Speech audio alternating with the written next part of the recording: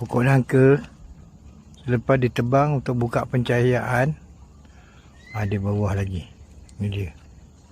Satu. Nak kena bungkus lah. Tu. Dua.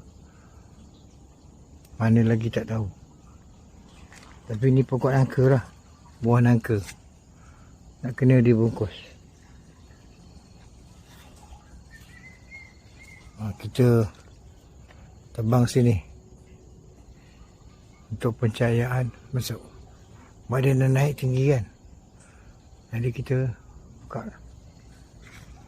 Saya tak pasti di mana yang keluar buah.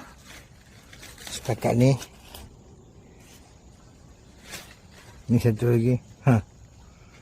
Adalah buah ni satu lagi. Sini satu lagi. 1, 2, 3, 4, 5, 6, 7.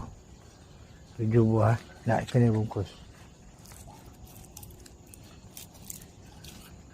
Tak apalah, nanti kita bungkus.